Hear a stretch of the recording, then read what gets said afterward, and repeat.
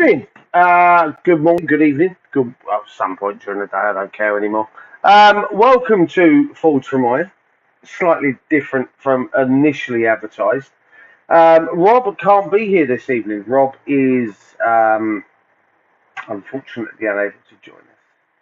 I'm very static, very juddery in my motions on this camera. Let me close down this page. Why is my computer not working? There we go. Anyway, we are here. We were meant to be here for obviously Hammer Time of Our Lives. Myself, Casey, and Andy. But obviously, as I say, Andy, Casey can't be here with us today for reasons known to himself. So myself and Mr. Miles are going to do an impromptu version of a Claret View. Slightly different from a Claret View from the terrace, but we're just going to do a Claret View. Spend maybe an hour talking about just generic West Ham stuff, signings, not signings, interest, all the rest of it. Andy, how about you, my man? What time is it? What day of the week is it? Is the Pope English? Like, I'm still not with it, to be perfectly honest, mate. Last time I checked, he wasn't. Thank you. For those of you who obviously don't know, Andy's just got back from the sunnier climes. I say sunnier climes. I'm looking out my window and thinking, Jesus, wet. It's warm. Andy's just got back from Kuala Lumpur, haven't you, Andy? Yeah, mate. It was out there for work, which, to be honest, I've got the short straw because I've been to both, but my other colleagues tomorrow are going to Dubai for a week to do the same thing what I've been doing. So, but I've been to both of them before. They have not been to Dubai, so I sort of went, I'll go back to Kuala Lumpur. But the 13-hour flight and the 7-hour time difference is like knocked me for six. I fell asleep probably for about half an hour yesterday afternoon, but then slept. But I'm still confused. So the missus stayed last night. I'll tell a quick story what made you laugh. So she left for work about 5:30. She had to open up the shop this morning. So she left about 5:30. And she went in. She come into me and went, say goodbye to me. And I just in the middle of a deep sleep, got upright and went, "Who are you?"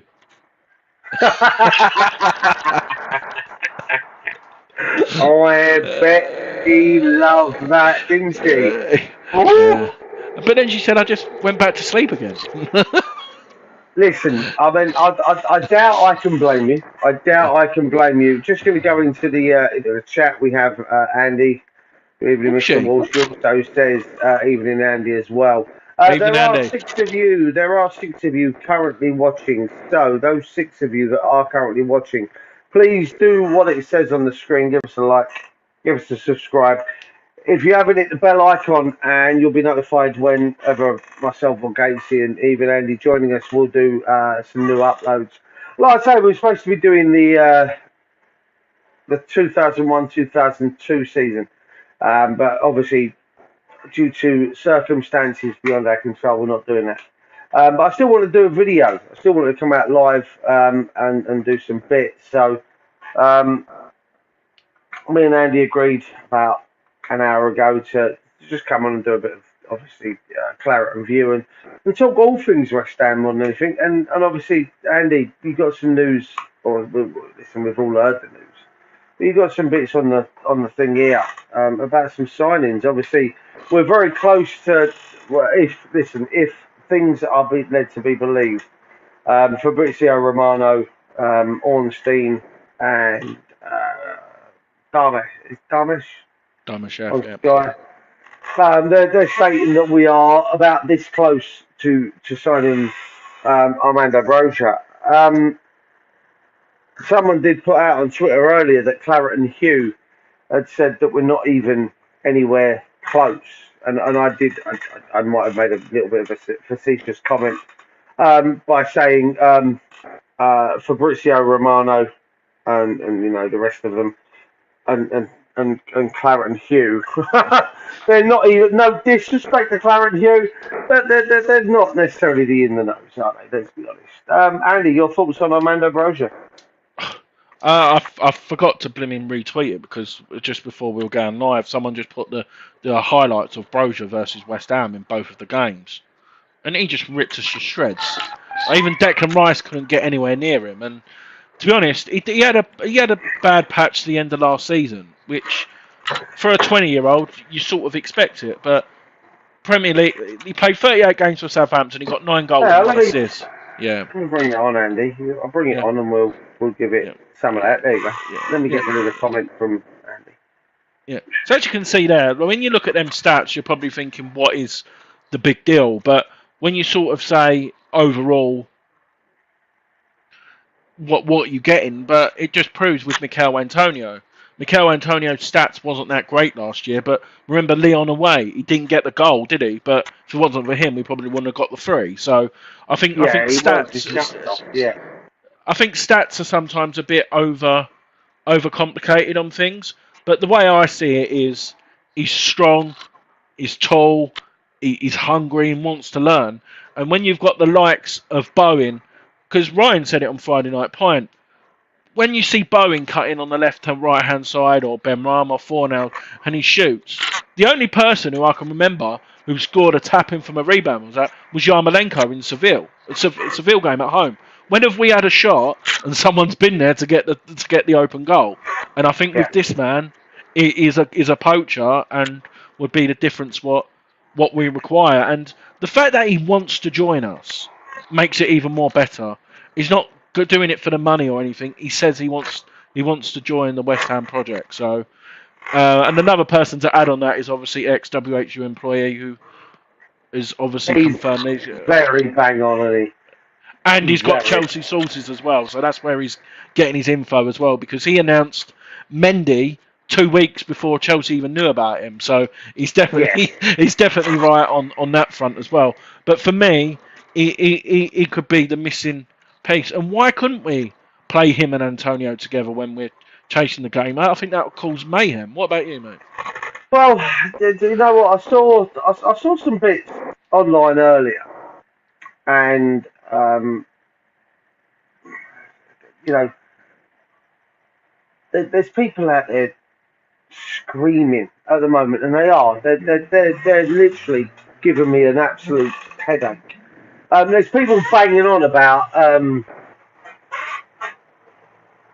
Jared Bowen, um, and they're literally bigging him up for every club, very much in the top 6, right? Very much in the top 6, right? Yeah, And it's driving me mad. I'm not going to lie to you. It's absolutely driving me batshit because yeah, I cannot, right? I cannot. Sorry, um, yes, Jared Bowen is good enough to walk into, in my opinion, Bar City, and that's only because of the signing of Haaland, even though Sterling's left. Bar City, Bowen walks into any other team in the top 6, yeah, obviously without us being there. Now,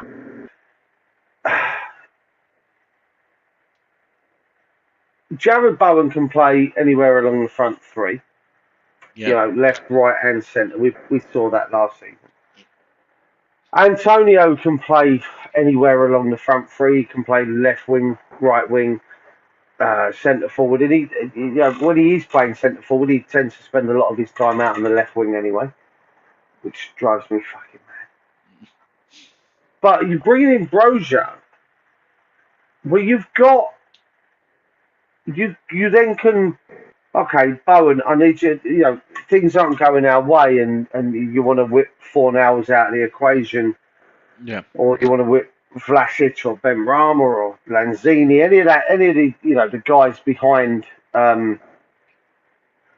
Broja or Antonio, depending on who you've got, and you can turn around and say, right, well, what I want you to do is Jared, I want you to go left wing, Mickey, I want you to go right wing, Armando Broja up front. Or you can go 4-2-4, and you can say, right, Rice and Suchek hold. You've got Mickey, Jared, Broja, Saeed, whatever you can go, a mixture of four. Yeah. I saw someone on West Ham Network earlier state about, bro, you're being overrated because he's homegrown and 30 million quid. And I made a comment, 30 million's the going rate for potential right now. Yeah. Like good potential, solid English potential. 30 million's the going rate. He's actually Albanian. He's played 14 games for It is, Albania, but he's homegrown, isn't he? yeah. Which for me, it's listen. When you said earlier about the stuff against us earlier in the season, the guy's a menace, and the guy's a menace, or the kid's a menace. He's 21, 20. He's a kid compared to me. He's a menace in the same frame as Antonio. I would all day long bring him in. I mean, there was talk last week of a loan deal, which then brought us on to a player that we'll talk about in a moment. The fact that this is close and the fact that this could be done, by the end of the week. I know there's some, injury concerns in his medical over the foot that we all saw in a boot. As far as I'm being led to believe, that's only a precautionary note. He could be a West Ham player by the end of the week, Andy, and for me, big statement of intent from the club, really. That's my opinion. Yeah, no, I agree. The reason why I'm more happy for this is the only thing what I would be concerned about is the buyback option. If they include a sell-on fee, say 20%, 25%, like what we've done with Alessi, I'd accept that. But the buyback option, no. I know City done it with Iniacho. I think City have done it with their last 4 youngsters who they've let out a buyback option. That's the only concern for me, because if he tears it apart in the next 2 years for us, and then imagine that the day before they can do the buyback option, they come back, they get him for 60 million, and he's £100 million player. Right. That's the only thing what concerns me. I will quote Gonzo Hammer's chat. Yeah. On this one, and I watched his video earlier. Now his take on that was, and rightly so.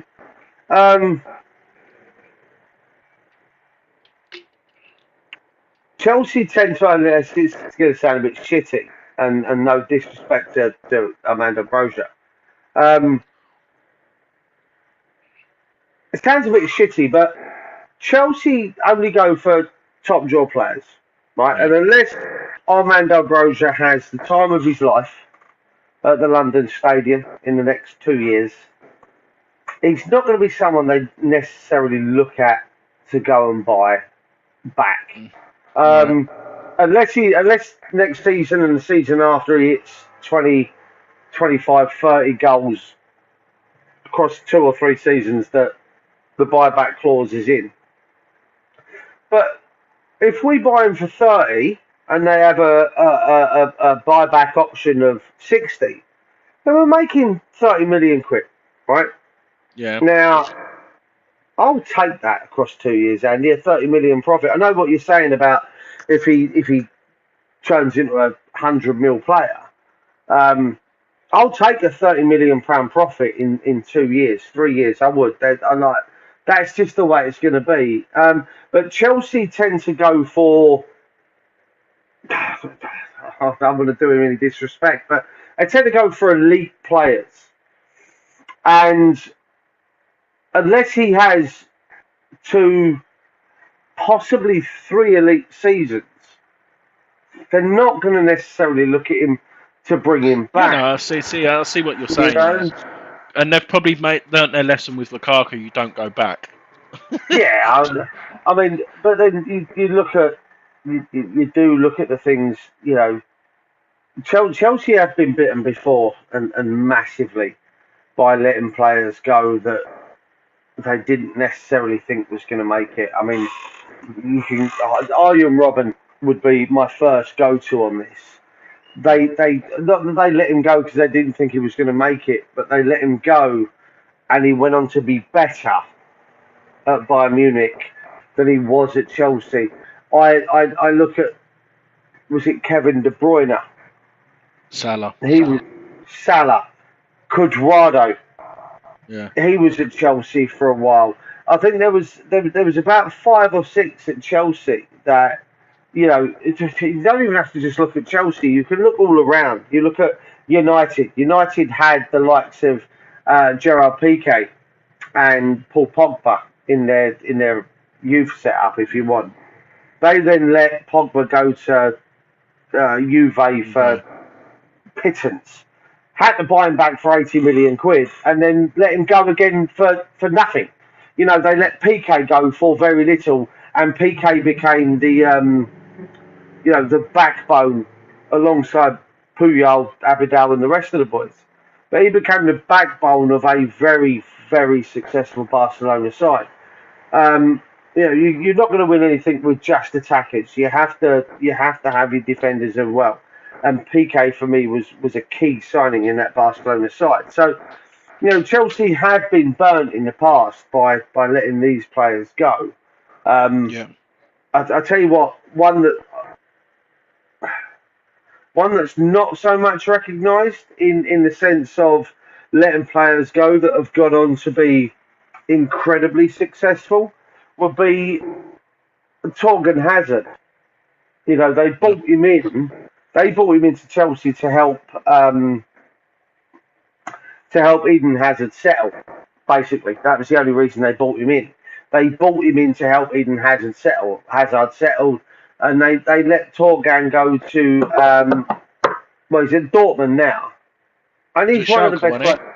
I think he was at Schalke. He's at Dortmund now. He's one of the best players in the Bundesliga, Andy. I he? Yeah. mean, Gacy knows I watch a lot of Bundesliga football, both Austrian and the German. And mate, I'd love him at the London Stadium. Torgan Hazard. I mean, don't get me wrong. He's out of our remit personally. I'd Yeah. love him at the London Stadium, but it just goes to show that Chelsea do have a habit of letting players go who then go on to be better. So if they're learning and putting in a, a sell-on clause or a buyback fee, then so be it. I can deal with that. 30 million over. Because saying that, you're right. That's what we should do with Rice. We should put a £30 million sell-on fee to anyone. Yes. Because if he leaves, in my opinion, he'll be a Real Madrid player before he's 30. I can see him staying in the Premier League for a few seasons and then doing that big move to La Liga where they'll pay Now pay a fortune. I know the La Liga's on its arse, but he's they said can it. afford it. Yeah.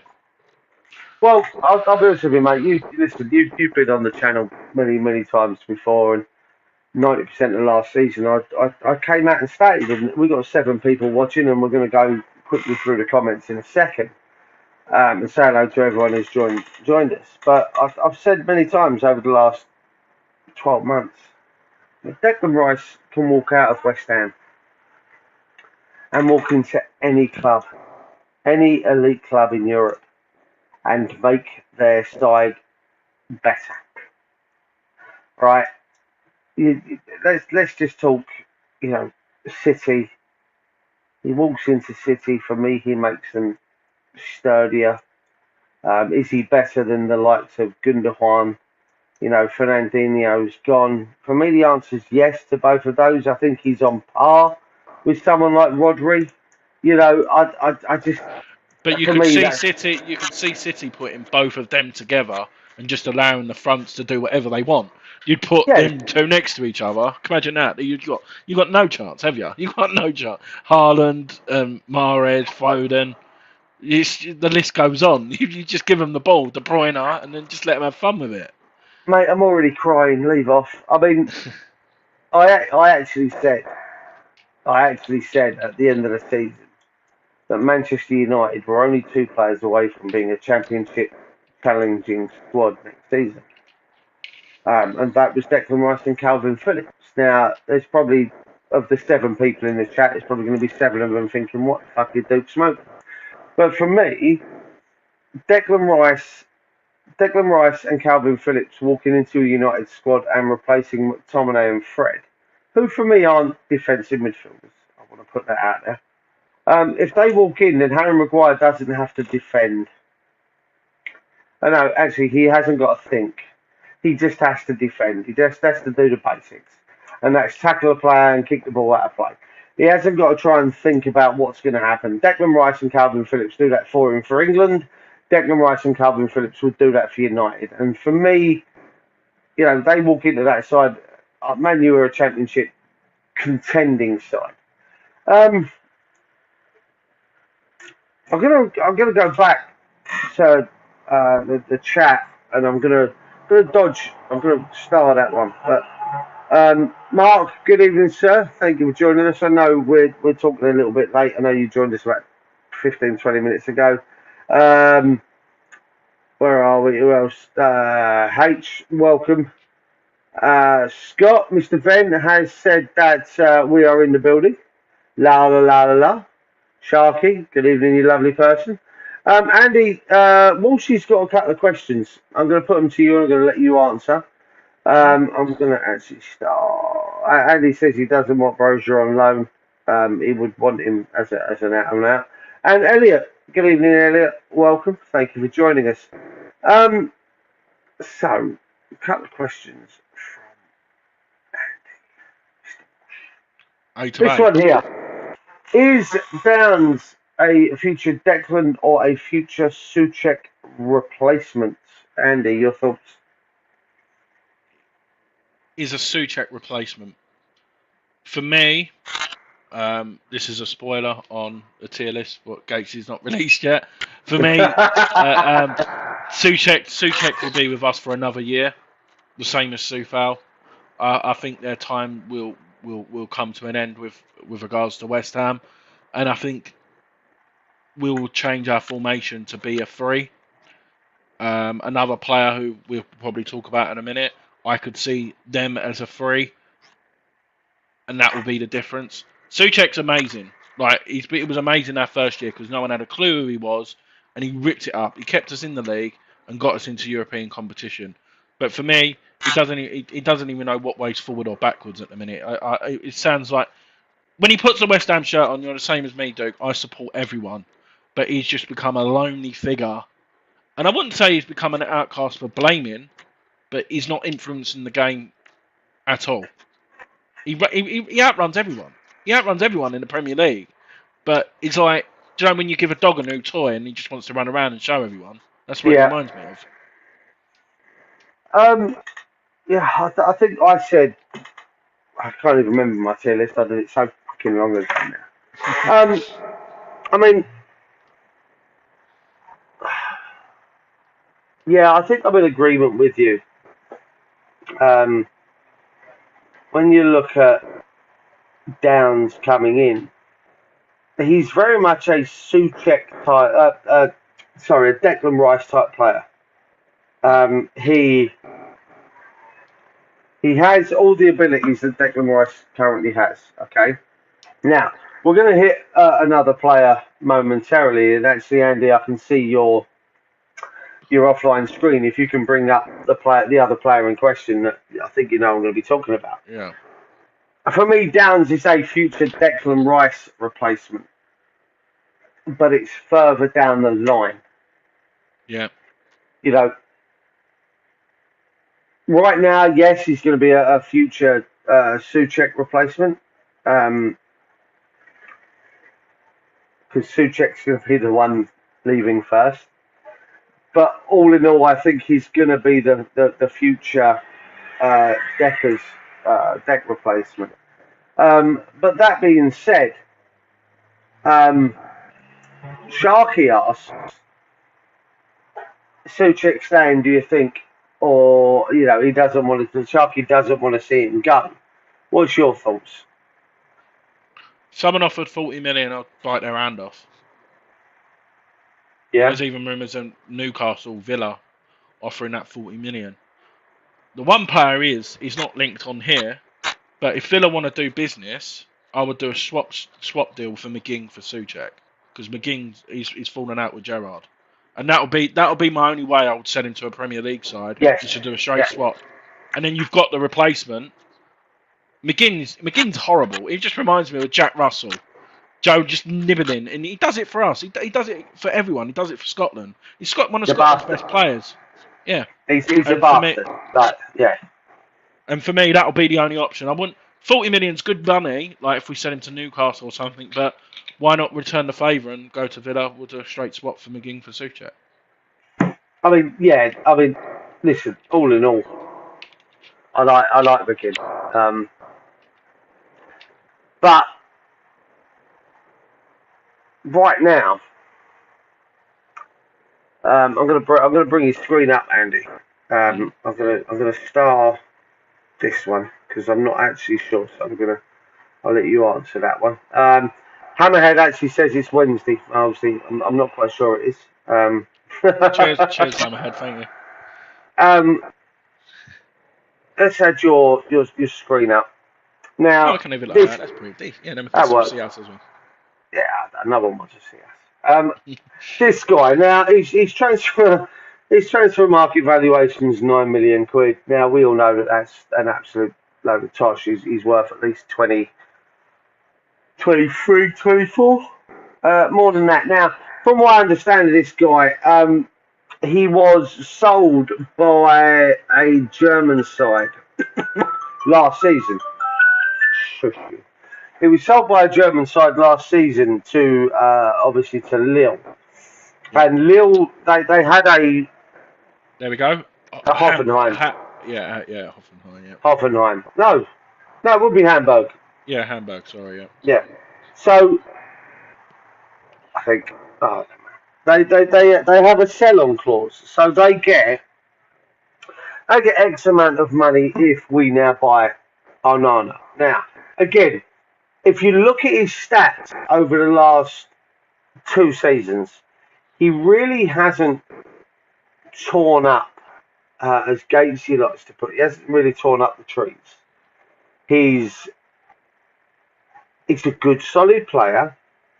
He's very much a defensive midfielder. He's very much he doesn't necessarily play outside of that remit. Yeah. And the way I can describe him is very much a Declan Rice player from 2 years ago, prior to the Euros. That holding midfield player. Now, this is where we come into what I was saying momentarily, Andy, and I'll grab your thoughts on this in a minute. Downs becomes a Declan Rice replacement if we bring this fella in, because this fella becomes the holding midfielder. Yeah. If we bring this fella in this season, and I really am hoping we do. So from my understanding, we're waiting for a response. It's £32.8 million we've bidded now, which is 38 euros. Yeah. Yeah. So I think West Ham will pay no more than 40 million. So what's that? Let's just say 34 million. But obviously, as David Sullivan does, he's trying his luck, which is understandable. I actually respect him on that. You're not going to go and max out most of your budget if they'll accept lower. So, from my understanding, I think the deadlines will need to change. So I think we submitted that on Friday. So I'll probably give them till tomorrow. If they haven't responded, then, as they say, poke the bear. And like Brozier, try and get this done by the end of the week. Yeah. As I say, I mean, I've got a feeling he comes in. The chances of you seeing Souček. Listen, if he comes in this week, I think that puts us down at 35 days. By the end of the week, I think it puts us down to 35 and 37 days left of the transfer window.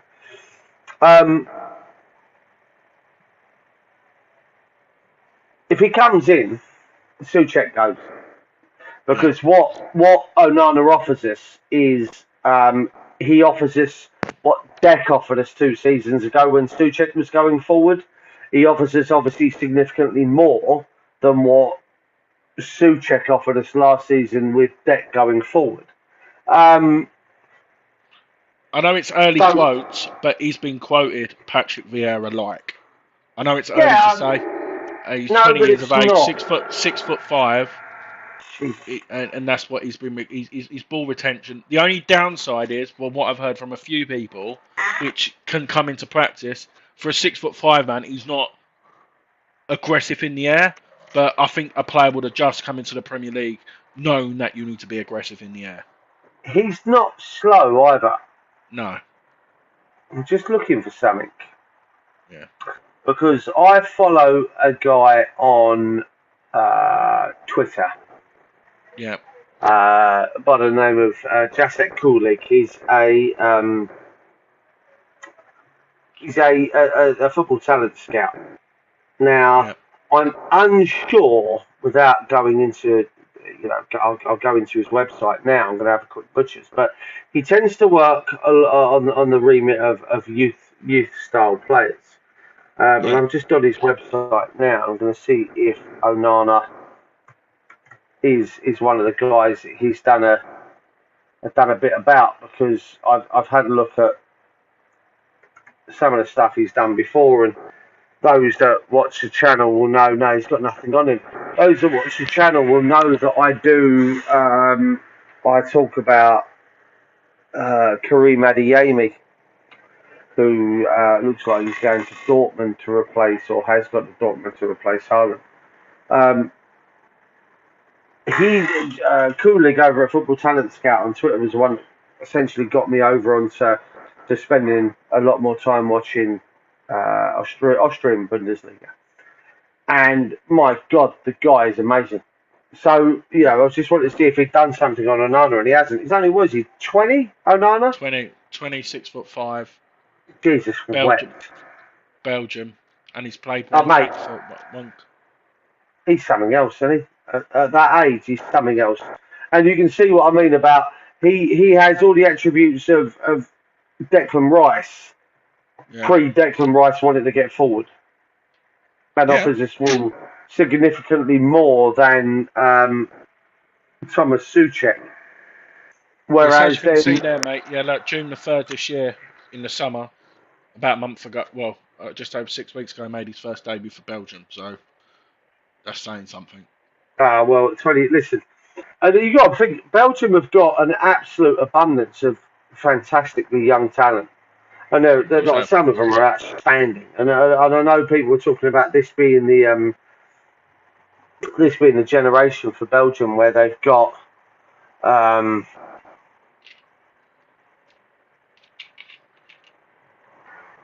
they do I forgot the words I was saying.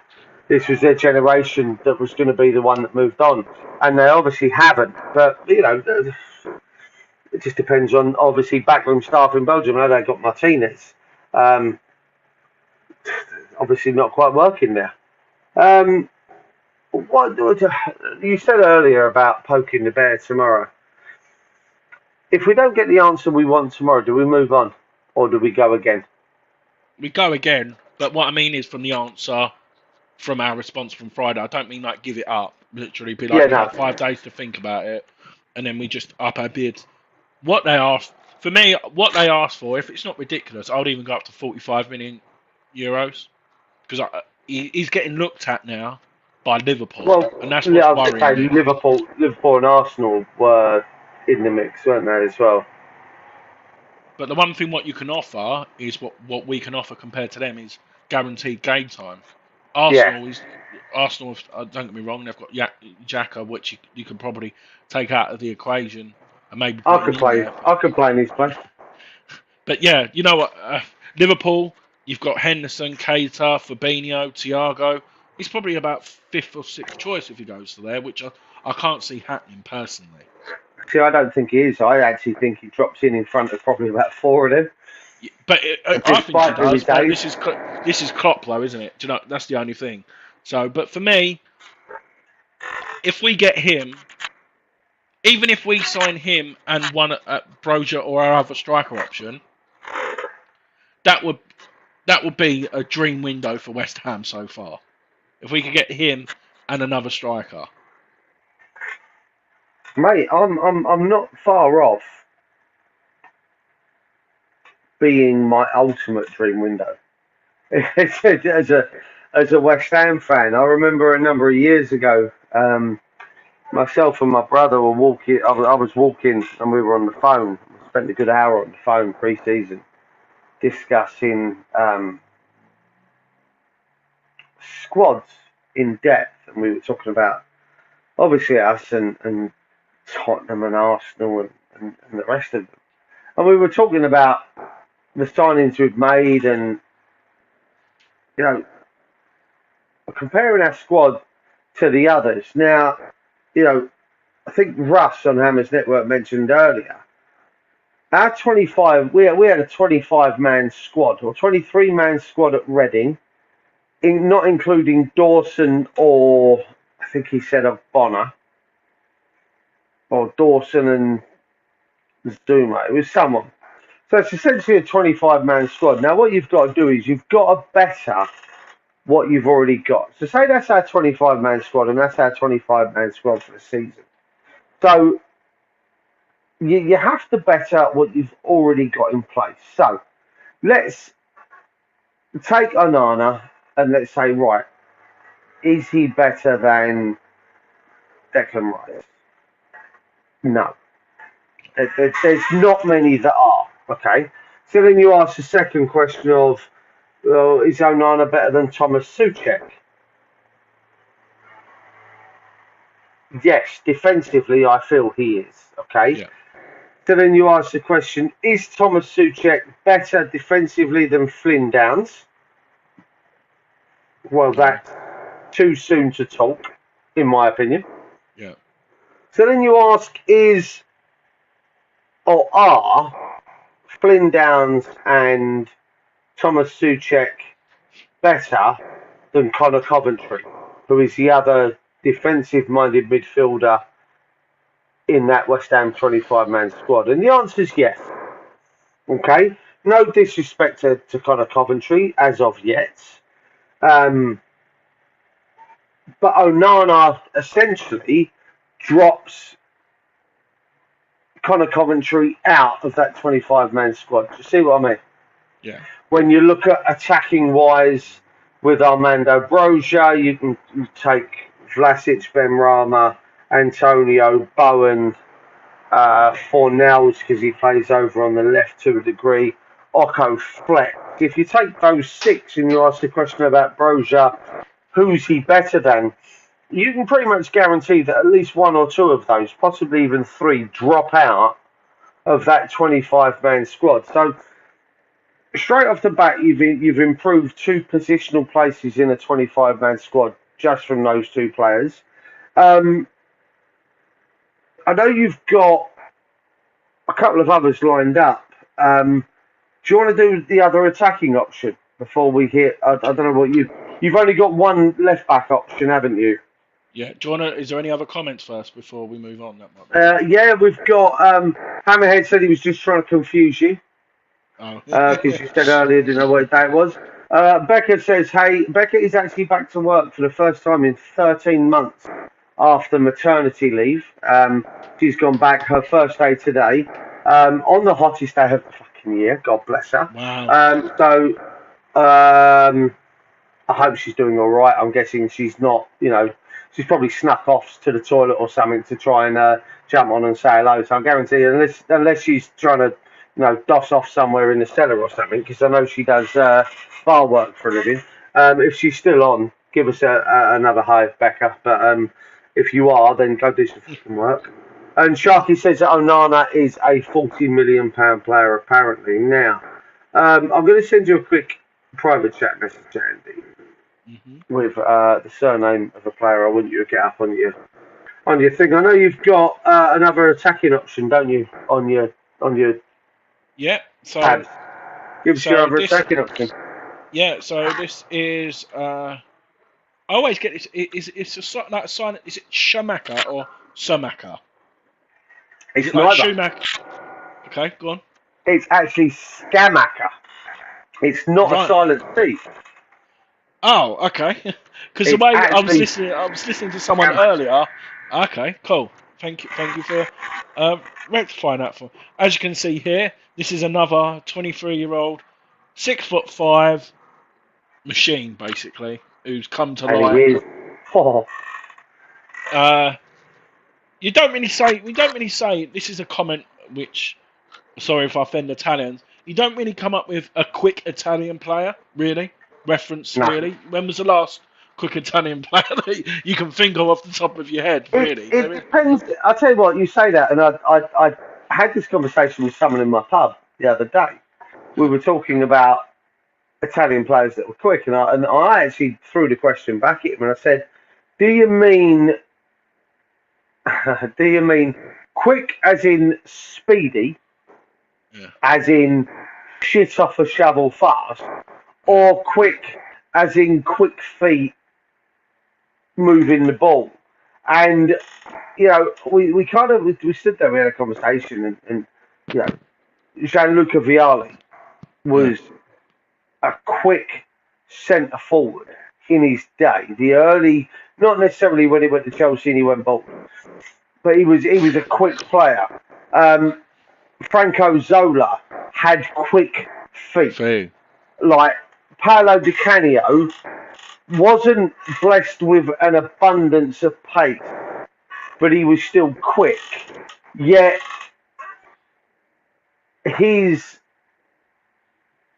he again was a player that had an intelligent brain and quick feet, which when you add those together, kind of they're quick, but not necessarily rapid. This guy right here, It's both. he's 6'5", has quick feet, and again, I know I shouldn't do a gonzo and watch YouTube videos, but I have done. Um, but he is shit off a shovel fast, has very quick feet, and for his age, would you say he's 23? Yeah. Fantastic footballing intelligence, Andy. He really does. He sees the he sees the play, and it's one thing that I levelled a criticism at Ben Rama last year. I levelled a criticism of Ben Rama last year that he doesn't have footballing intelligence. This guy can see stuff developing and is a very, very quick player. I know we're getting Brozier now, but I'm kind of disappointed Why that we're can't we not get getting. both? Why can't we get both? I think we would have got. Oh, fine. What you got? You come in. Say hello. Boo. Hi. Hello. Scared the crap out of me. I thought I'd lock the door. I won't like you. What do you want? Oh, that was at the side of my face. You going to take the Chris?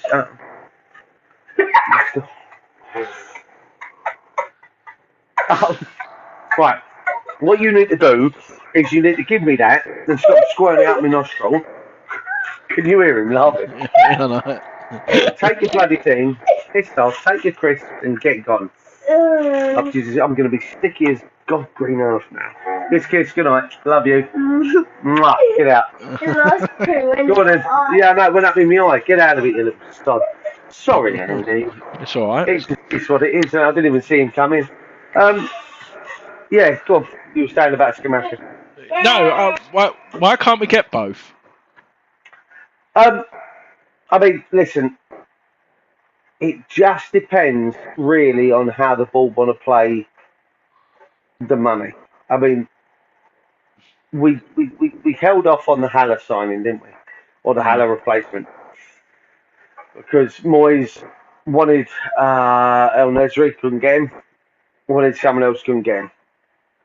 Now we still got, apparently, we've still got that money. Now, is that part of the 150 million we got? Is that we got 150 million this season and we've still got the 40 million from Haller? I don't know. What I will say is, I'm a bit peeved, and I'll cover this in a minute. I just want to talk about schematic. I'm a bit peeved with Moyes, but I'll come back to that. If if we can get both and avoid a certain curly-haired, TikTok-loving mank, I'll be over the moon. Yeah. If we get Skamaka, Broya, and Onana by the end of this week, I am buzzing off my tits. Honestly, I'd be the best transfer window I've had as a West Ham fan. Yeah, definitely. Most definitely. Do you think? I think if we can get both, I think that would be good business. And the reason why is we can change our system. The only system what we sort of know is 4-2-3-1 or Yeah. 4-3-3, whatever you want to call it. If he comes into the equation as well as Broja and Antonio, which we could then see Antonio go back to his best position, which is a winger, and you've got these two, Broja and Shamaka, getting in the box, dealing with Well, what more can you ask for? where would you play? Well, you'd have to put Antonio left side. Yeah. But he's a right-footed player. So then, do you see him doing what Bowen does and coming in? I don't think he's first choice, but Antonio. I think he'll be dropped down. I think that's where you might be wrong. I think he'd be first choice left side because he shows a willingness to get back and defend. Yeah. We see this when he's at centre forward. We see that he shows a willingness to get back and defend. He also shows a willingness to drop out to the left when Fornals has to drop back and defend, right? Yeah. So we see that willingness from him. Well, then why not cut out that middle piece there where he has to go out to the left to help cover for Fornals when Fornals drops into defence. Why not just leave Broya up front and say, okay, Antonio, go left wing and help defend? Because you've got the pace to defend at left. Saying that, his left foot is actually pretty decent as well. To be fair. I'm not saying it's gonna. I ain't saying it's gonna set the world alight, but I remember 3 goals off the top. Yeah. I mean, listen. I'm gonna really stir a pot here, depending on who's watching. He ain't any worse than Ben Rama out on the left side. For me, I actually think he'd do a better job than Ben Rama out on the left side because he'll defend, Andy. That for me is the difference. And he can get and the counter-attacking football with Bowen on one side, Antonio and Broja. Yeah. We can rip the thing. So talking of a player, talking of a player. Have you seen the rumours that Barcelona are willing to sell Adama for £10 million? Mate, I'll tell you what. I think Gonzo covered this over on the chat the other day, right? Armando Traore, Adama Traore would not be someone essentially that I want West Ham to sign. But I'm telling you now, if £10 million gets that done.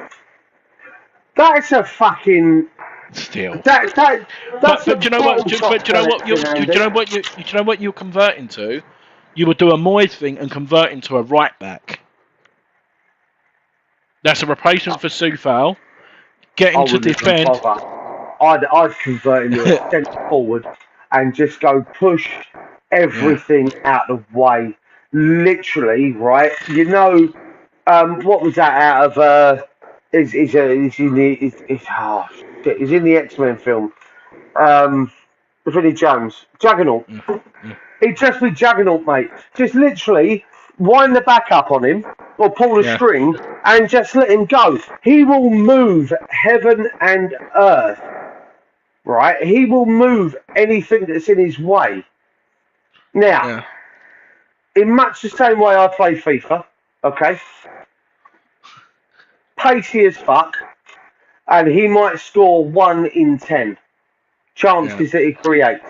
But that is equivalent to almost 2 goals a game, Andy, because he will create, just from his pace alone, up to 20 chances in one game. Yeah.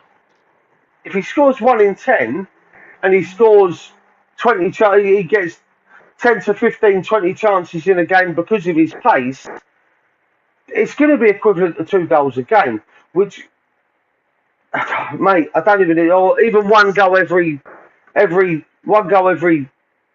I not don't know saying he's what, going to start, but if you want, 135 minutes. but if you want someone off the bench and you're chasing the game, you bring him on, don't you? Mate, listen, he's not a West Ham player, but at £10 million, I'd love the fella. I'd love the fella more than buying this guy. Honestly, if I had to take a pick between spending £40 million or €40 million on Skamaka and spending €15 million on Adama Traore, I'd go out and I'd get Broya. Yeah. I'd go out and I'd get Onana and I'd save the money on Onana and I'd go out and I'd spend the rest of the money on Yeah.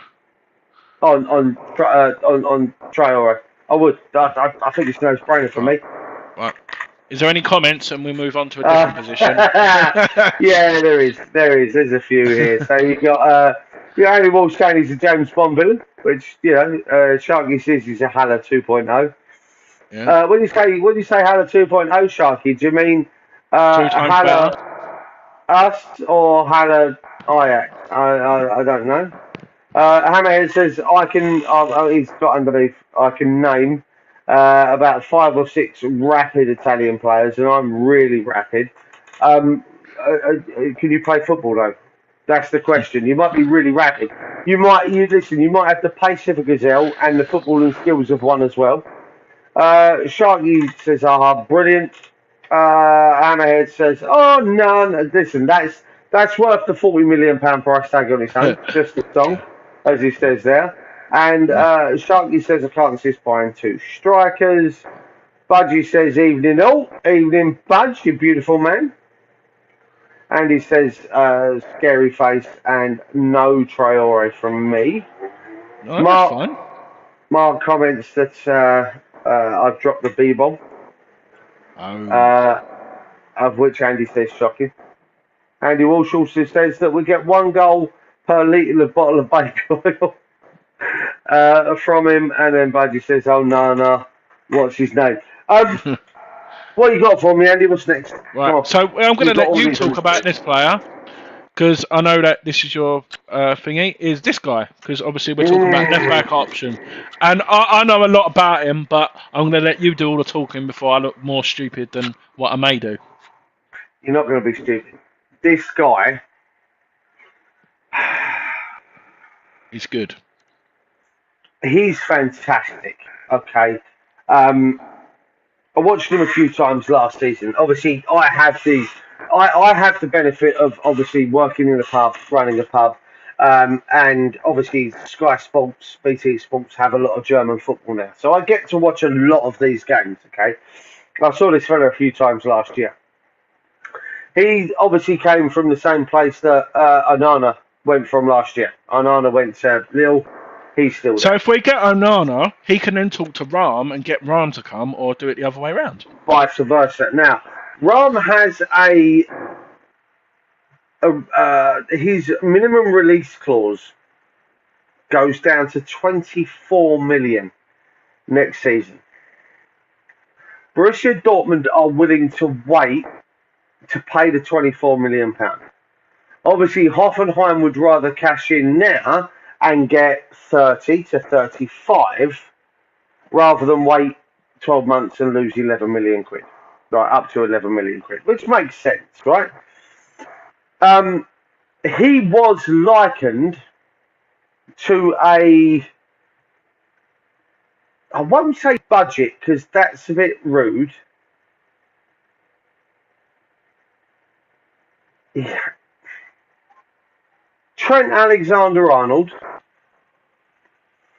He was likened to again, I don't want to say poor man's, but I'm going to put them both out there. He was likened to a poor man's Trent Alexander-Arnold, a budget Trent Alexander-Arnold. Now, for me, personally, Trent Alexander-Arnold cannot defend for toffee. Okay? He gives the whole new meaning to a fullback because he's not. He is basically a winger, a right winger, playing right back. that plays at right back. Okay, Andy Robertson is essentially a left winger that plays at left back. They play so high up the pitch for Liverpool that they're not Did you see that they're average not position fullbacks. of I Yeah, can't remember who was playing left midfield in a particular game, and Robinson on one side and was Trent were higher than the actual wingers of yeah, that game as well. yeah. They listen. Liverpool essentially play with three centre backs. Even though they set up as a 4-4-2 or a 4-4-3-3, they essentially play with three centre backs because the likes of Hendo, Thiago, Fabinho will drop in to support Matip or whoever else with Van Dijk at centre back because they play so far forward. Realm is a very similar type player, but he also can defend.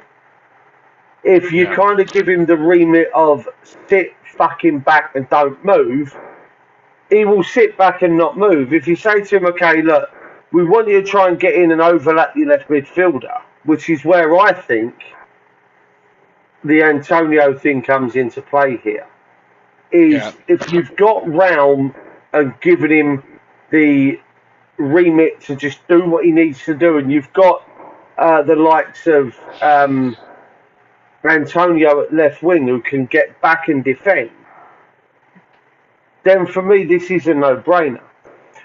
We were saying earlier, if you pick a player to come in, and we've got a 25-man squad, and you say, okay, is David Realm better than our first choice left back, which at the moment is Aaron Cresswell?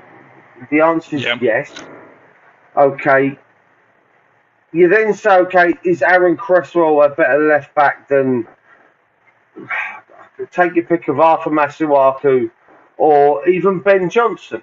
Because I personally think that Ashley's going to get the the right back spot after Stu Fowl, and that Johnson's going to be a left back after Cresswell.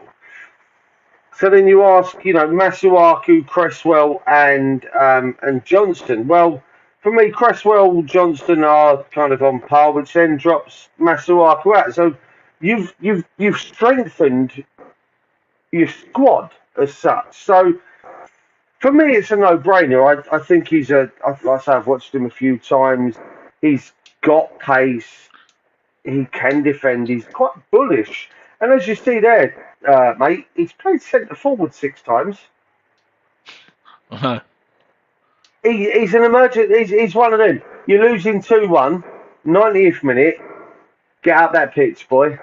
Get into Well, it's that not so much, box. like you said, mate, it's his versatility. So, say, for example, a game where Moyes thinks that we may need to go a little bit defensive, you can put Cresswell / left back / centre back, and then have him in front of hit, like Joe, and then you've got that natural left sider. And look, last season, 13 assists in the Bundesliga. That's some going.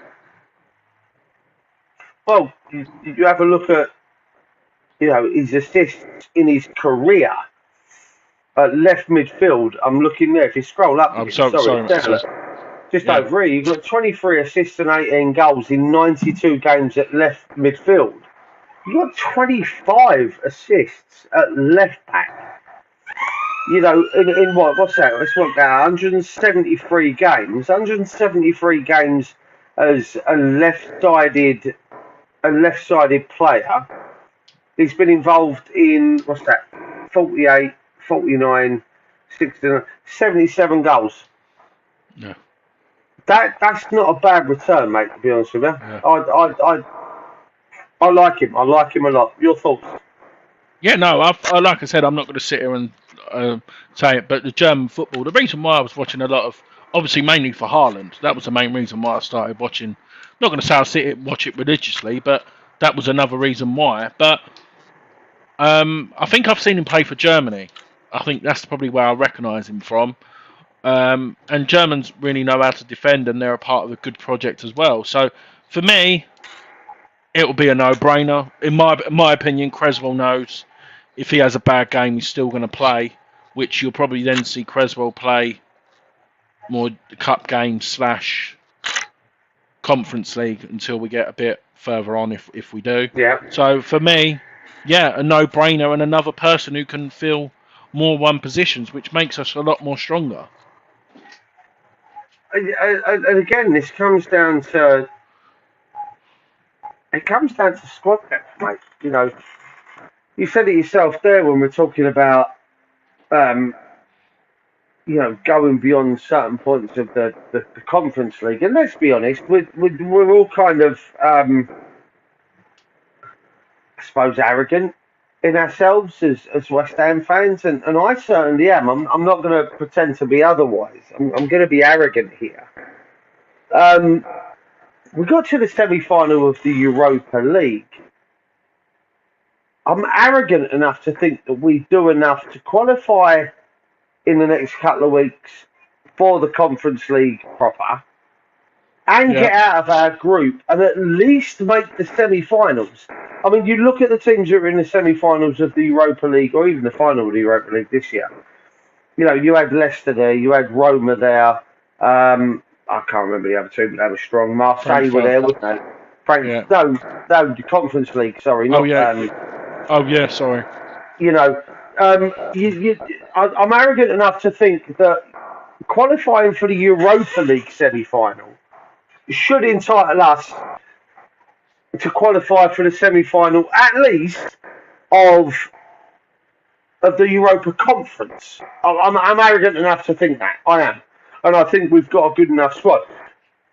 But to win it, we have to strengthen. And to strengthen, we need to bring in players like Onana, Raum, Skamaka, Broja. I know you've got another left back, Feyenoord, Kieran says there, yes. I know you've got another left back to come up. And for me, I prefer Raum, but we'll talk about the other one. I'm just going to hit the chat. Budgie says there's no Raum for him in the squad. Budgie's on one today. He's loving life. Kieran, good evening, good morning to you from Australia. Kieran and Budgie just having a quick chat. And Kieran says Feyenoord was the other team that had obviously... I think Roma played them in the final, didn't they? Is that right? Yeah. And Kieran says he'd break the bank for Raum. I mean... I'm in agreement. I think this guy could be. Again, I don't like to use the word budget or poor man's Traore. Trent. But he could be that for us, and be just as important for us as Trent is for Liverpool. Do you see what I mean? But that's where I think we need to get. There's all well and good going out and getting Raum, but we need an actual centre forward. That's the priority. What's the point of going out and getting him and crossing the ball like what Creswell and Soufal were doing for much of the back end of last season, crossing the ball into flipping no one in there? So but that was because you had Antonio going wonders. Yeah, that's what Antonio did, wasn't it? Yeah. But another player is, I'm not going to sit here and say that I'm an expert on him, but this is obviously another player who we're linked with, obviously 23 years of age, is Luca Pellegrini. There's been rumours that around £10 million, I think, we've bidded to Juventus. I'm not going to sit here and say I know too much, but what scares me about this, Duke, is as you can see here, last season... Oh, wrong season. 1 second. That was the season before. Is the goals and assists compared to Raum. So when you're looking at that, and into this, playing only 21 games compared to what Raum played 35 games, and look at the difference in quality. I mean, again, you're looking, our old Raum go up again. Raum's what, 24, 1 year older. 24. So he's a year older. But you've also got to look at the bank on this. Okay, so Pellegrini's going to cost us probably about 15 to 20. Raum's going to cost us 35. So essentially, as the phrase goes, mate, you get what you pay for. Okay. So if you're going to break the bank at 35 million, as Kieran says about breaking the bank for David Brown, um, yeah, that's great. That's outstanding. But you've got to spend the money. You spend the money, you get the player, you get everything that comes with it. Now, if you're not willing to spend that, Yeah. I've just had you a look have at. to go. Sorry, I'm just No, looking at go on. something. Kieran's just put something in the chat saying that he's got serious injury problems, which I can check here. And let's have a look because we don't want any of players like that. Oh wow. Yeah, but again, if you Thigh take a problem. look at those, let's take a look at those individually, right? So you go back to 17-18, he had a cruciate ligament rupture in July. He's obviously come back, and he's fractured a kneecap. Now, neither of those two things on their own are are associated, are they? Okay, you No. can't put a cruciate ligament rupture alongside a fractured kneecap. So it's shit, but it's just one of those things. Then you go into a distortion of the ankle, into muscle fatigue. Do any of those four have anything in common? No. And then when you think he only missed one game for that, go then to 1920 and he's got another distortion of the ankle near enough a year to the date to what he had the first one, but he only missed Yeah. 4 days with that. Now, what's a distortion of the ankle? Is that a rolling of the ankle to you and me as, you kind of twist your ankle a little bit?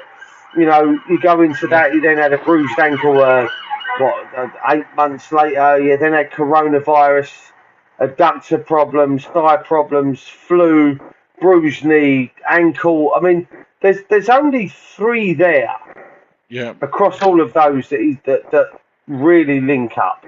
Okay, and that's the ankle history, the ankle injuries. I don't think that they tend Wow. to Look at it. yeah, Look at his.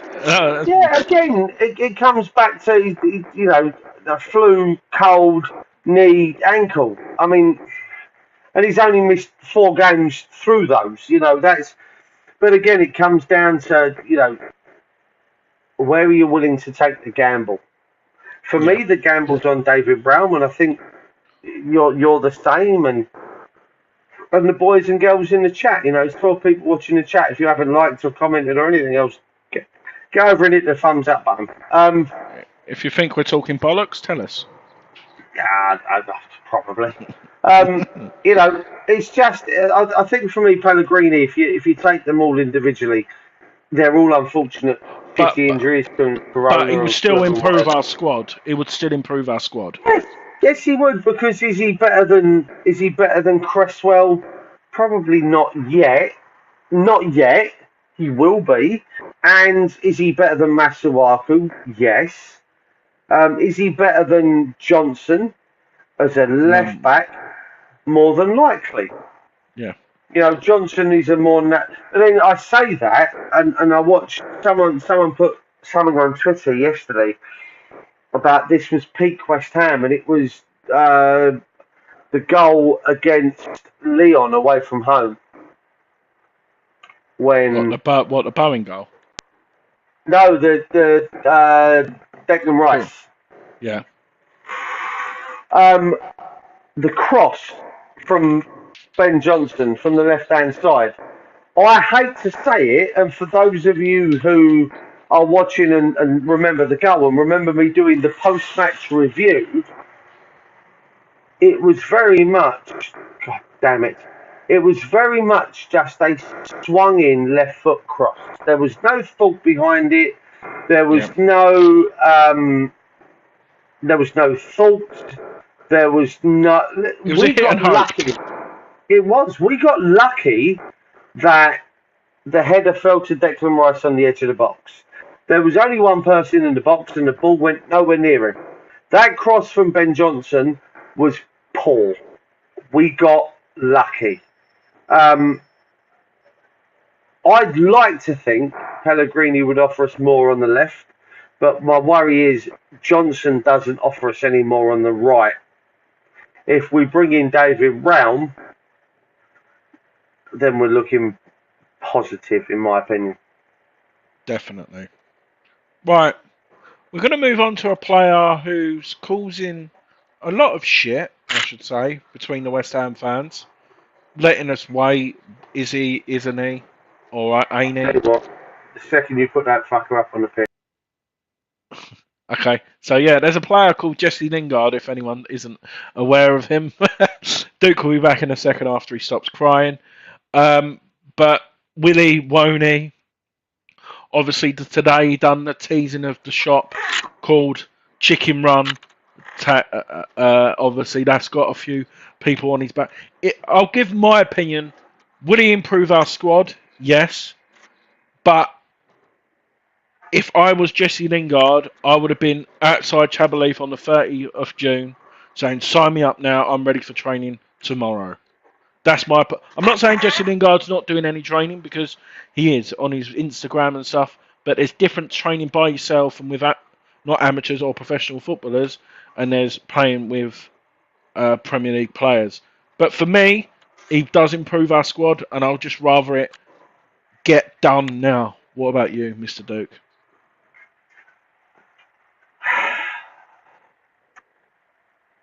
I am firmly of the belief that Jesse Lingard has played 6 months of regular football in the last 3 years. Yeah. Okay. And I mean regular football. If you look at those 16 Premier League appearances last season, is that last season's football? Yeah. Last So he's season made only. 22 appearances last season, totaling 545 minutes. That's nothing, Andy. Okay, Yeah. he's been a bit part player for the best part of 2.5, well, best part of 3 years, bar 6 months where he joined us on loan, and he had possibly the best 6 months of his career.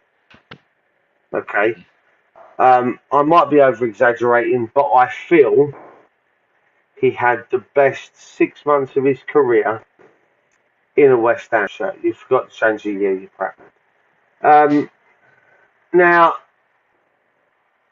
like you, if this club meant anything to him, okay, there you go, played 16 games for West Ham, right, across the course of 6 months, and he played over 1,400 minutes of football for West Ham.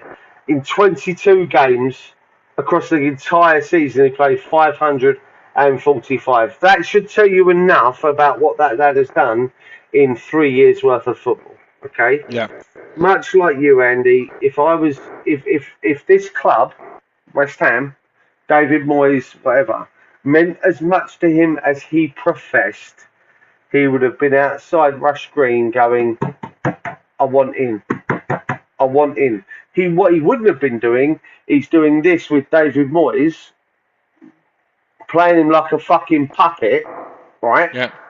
Like a puppet master, and having David Moyes on strings. Now, I am aware through channels of doing this YouTube stuff that Rob Newman 3 weeks ago was ready to walk.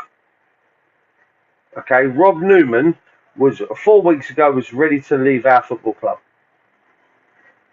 Okay, because of David Moyes' absolute uncontrollable desire to have Jesse Lingard play for our club. Right? David Moyes wants Jesse Lingard. We come back to this, the puppet master, okay? Rob Newman identified Danjuma. He identified Keane Lewis Potter. He identified Aaron Hickey. He identified Noah Gerd, right? We've got a Gerd. So 1 out of 4 that we've identified that Rob Is Newman... Potter signed yet for Brentford? Or is he still at No, Hull? he's signed. No, he's signed. Signed. Breaks my heart. Rob Newman said we should get Keane Lewis Potter. David Moyes went, I want to wait for Lingard. I want to see what Lingard's doing. What about Aaron Hickey? I'm waiting for Lingard. I want to know what Lingard's doing so we can see what money we've got. What about Danjuma? I want to wait for Lingard. I want to see what Lingard's doing. To the point that Newman went to the board, okay? Newman went to Golden Sullivan and went, look, I'm fucking done. I'm paraphrasing, but essentially this is what I've been told happened, okay? And doing this kind of gives me a little bit of insight. Don't want to be arrogant, but I talk to people that are more where they should be than I would do if I didn't do this, okay? He went to the board and he said, I can't believe he's so insistent on getting Lingard that we're missing out on other targets. So Sullivan and Gold went, well, who do you think we should get in his place? And he said Danjuma. So Gold and Sullivan were the ones that went off and negotiated the deal with Villarreal for Danjuma. And everything, Andy, was in place. The transfer fee, the add-ons, the clauses, the wages, everything was agreed. All Moyes had to do was say, okay. Moyes said, no, I need to know what Jesse's doing. So the whole Danjuma deal went away. Now, do I think that Danjuma would be right for West Ham? I don't know. I'm not Rob Newman. Okay, he didn't do well at Bournemouth. And everyone that I've spoken to in my pub kind of takes the piss out of me a little bit because Danjuma was a Bournemouth player. And are we really looking at players that come out of Bournemouth? I'd like to point out that Flynn Downs was the Swansea player. Fabianski was a Swansea player. They got relegated. We signed him. But I just want it just gives you an idea that this is what Lingard's doing with Moyes. Yeah. He's got him on strings, and the problem is we've missed out on. I'd go as far as say 4 transfer. Duke, breaking news! I've got some breaking news from the Sky Sports Arena. This is from ex-WHU employee. David Rahm is Moyes' priority left back. And that is live. And that is live from the Sky Sports News studio. Mate, I'll tell you what, if that's true, and he goes now all in, for David Raum, and we get Raum and maybe Onana. So then we're looking at Areola, Downs, Nerfagerd, David Raum, Amadou Onana, and even this prick on the screen. Don't get me wrong. If Jesse Lingard signs for West Ham by the end of the week, yeah, I will support Jesse Lingard. Of course I will. Why? Because Jesse Lingard is going to be wearing a West Ham shirt. Okay? It doesn't matter. Simone Zaza joined West Ham off the back of a fantastic season in Italy and was shit for West Ham. But every time he pulled on a shirt, I supported him because he wore the colours of my club. I'll do the same for Jesse Lingard. I'm just not right now. Listen, Lingard joins West Ham by the end of the week, right? And we open our season against City, which no one is giving us a hope in hell's chance against, because of Erling Haaland and whatnot. But we go on to win our next 3 games, and Jesse Lingard scores a goal in every single one. Fucking amazing. And I will support Jesse Lingard in a West Ham shirt until the cows come home, Andy.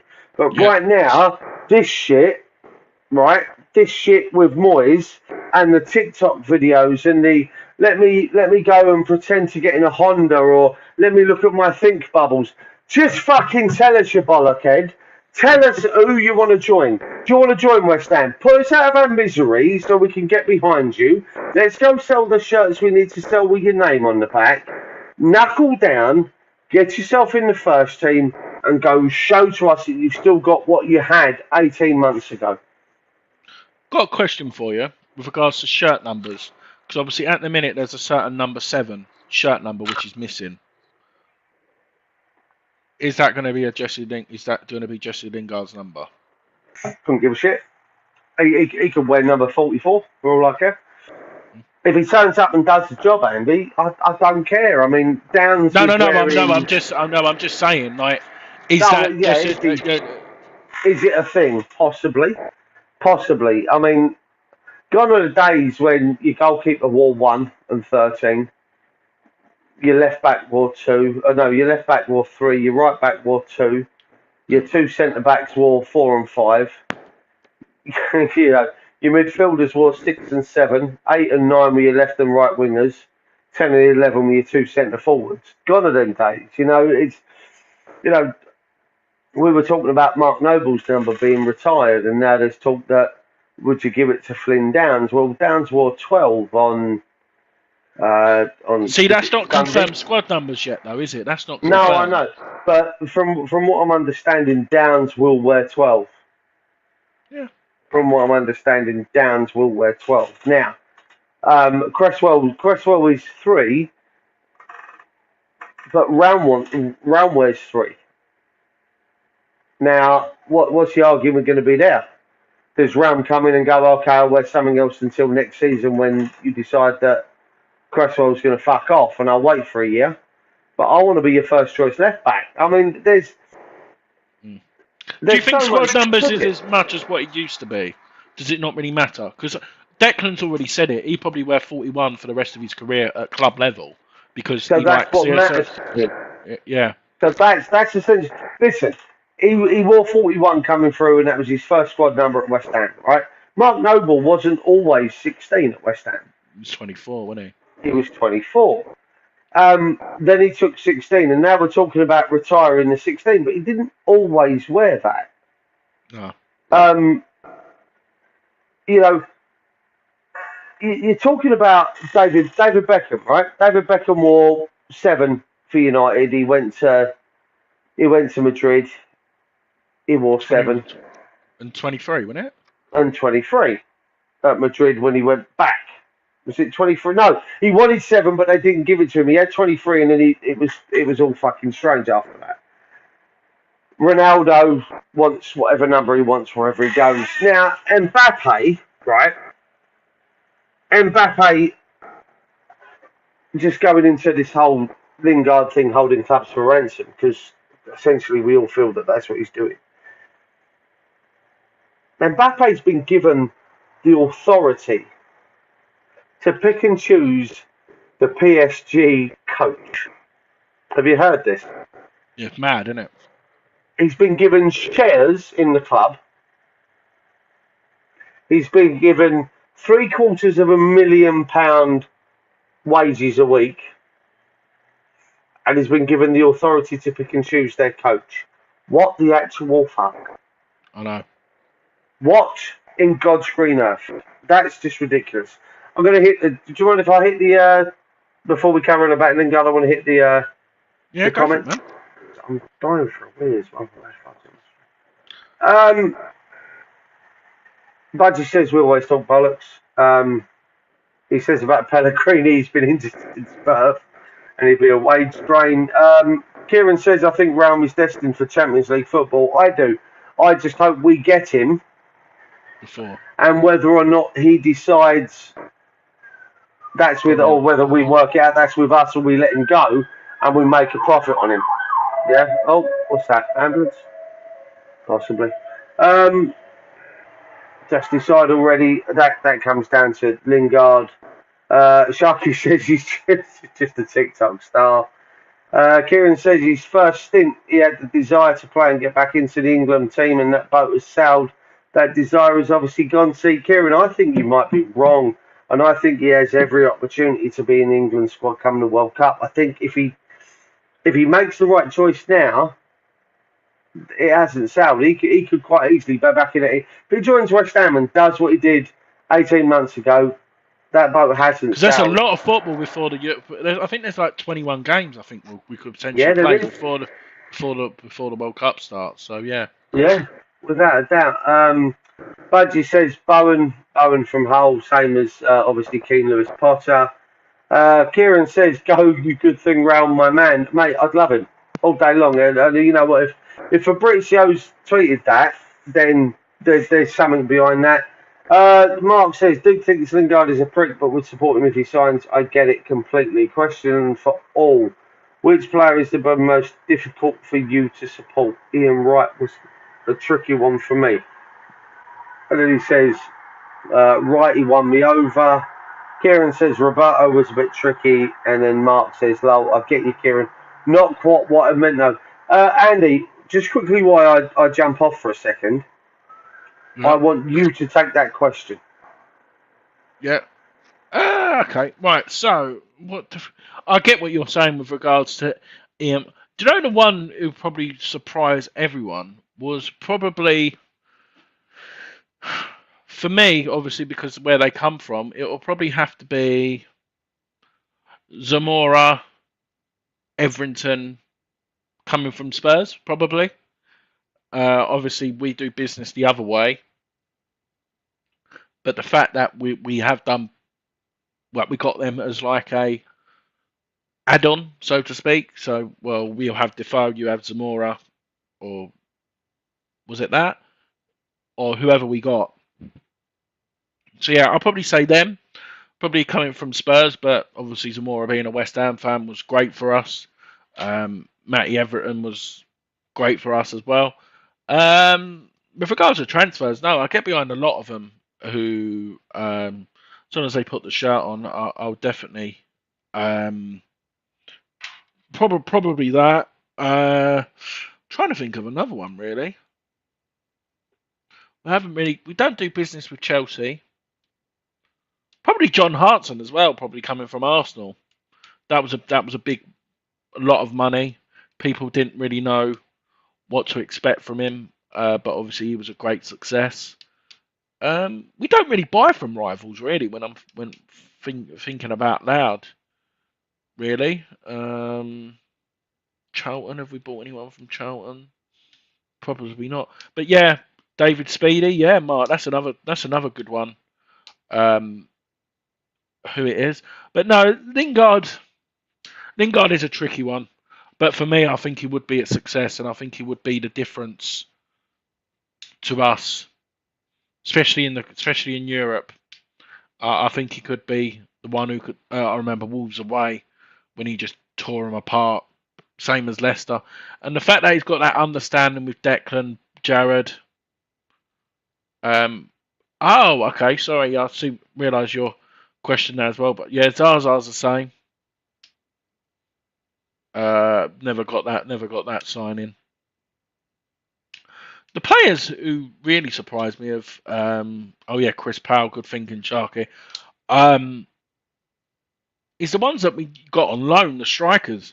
I loved Franco. I thought he was great for us under Zoda. Very underappreciated. What other ones did we have? We had Ilan, didn't we? Was it Ilan? Yeah, he scored crucial goals for us that season. I remember Stoke away, that free kick. Oh no, that was Tristan, wasn't it? Diego Tristan. But yeah, we've had some shit strikers. Evra, yeah, he was terrible. I didn't like him one. I remember, was it Liverpool away where he just got flipping ripped to shreds and he just didn't know where to look. Um, Jermaine Pennant, never liked him. Obviously, didn't play for West Ham, but that was another player. Let's have a look. Who else? Who else? Who else? Who else? I can't think, to be perfectly honest. What I'll do is wait as we wait for Duke to get back. Is another potential striker who has been linked with all through the summer. Will he won't he sign? Obviously, the fee. He's only had one good season, but the other one is Ben Bredeton Diaz, who has turned into a totally different player since he started to represent Chile.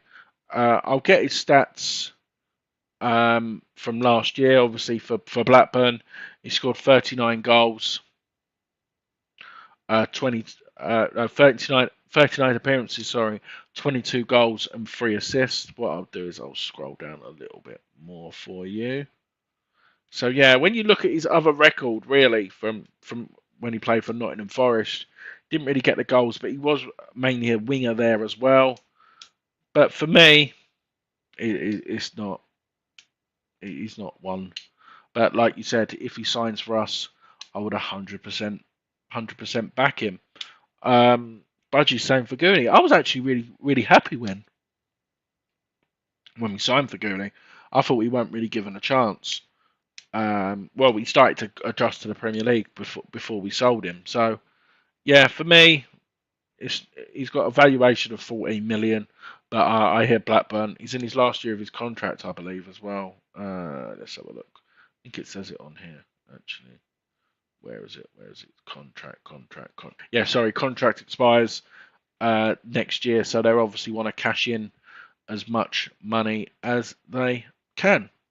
So, anyone else in the chat? Obviously, I'll just quickly go through players who we have mentioned who have been linked with, or is there any other player? Maybe me and Duke will come back, and Gatesy will come back and do a show next week if there's any other players. So, the players who we've been linked with, obviously, Broja, I would 100% take him.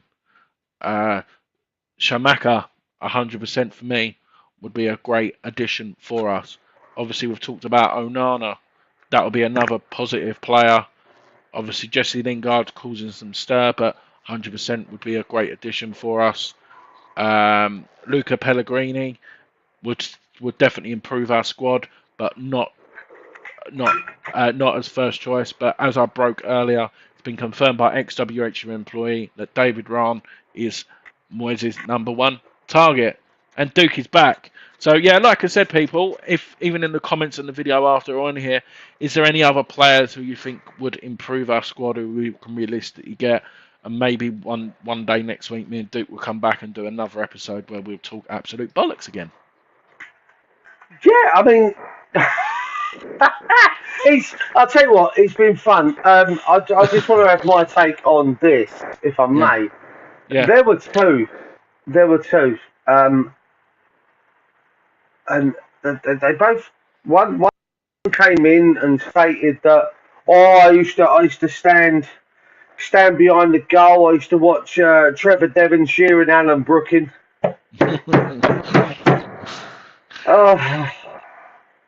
That was the biggest sign of bullshit right there, and that was an Edward Sheringham that came in, and he said that shit, and I really struggled. I'll be honest, I struggled to get behind him, and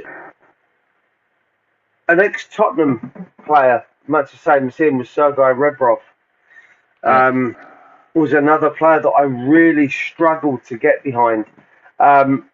Yes, probably because of their history with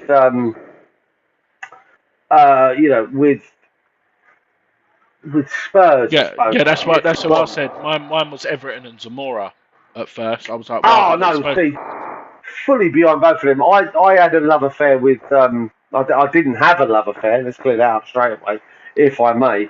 I had an absolute just this man crush on Zamora before he even came to us. Okay. See, I was young. I didn't really know much of him, which obviously in Hammer Time will be in a couple of years when we actually sign. Yeah. But obviously being a part of a deal where they just wanted to get him out the door as well, I'm like, they're just chucking shit. But no, obviously changed that. Big thing for him. Big thing for him. I mean, I followed his goal scoring exploits at Brighton. I mean, I used to love watching and keeping an eye out in what was the old Division 1 Championship, call it what you will. And he was brilliant. He was who else in kind of a modern day. Jordan Rhodes was another one that we were linked with, within the last 5 to 8 years, 5 to 10 years. Jordan Rhodes was one. Scored goals for fun down there. I absolutely loved. I loved Zamora coming in. I kind of looked at him in the same way I saw Defoe after Defoe came back from Bournemouth, bagging the goals like he did at a League One Championship, whatever you want to call them, club. Etherington. I mean, listen, Etherington. I kind of had I suppose, a soft spot for. He always did all right when he played for us, and I know he was meant to be at the player do I went to with Gatesy, Yeah. um, and it ended up being Matt Jarvis, who's kind of another kind of one of those That's a Marmite throwback. kind of Marmite player, and he's loved or he's hated by West Ham fans because Is he still playing for Woking? Or is he retired now? He was playing for Woking. no, he called it a day. I asked the question, so I asked the question of the players that were on the stage, Wardy, Slates, Sinclair, and What was Trev like on that event? Was he alright or was he a bit of a knob? no, I'll tell you what. Again, I was expecting the worst from Trev Yeah.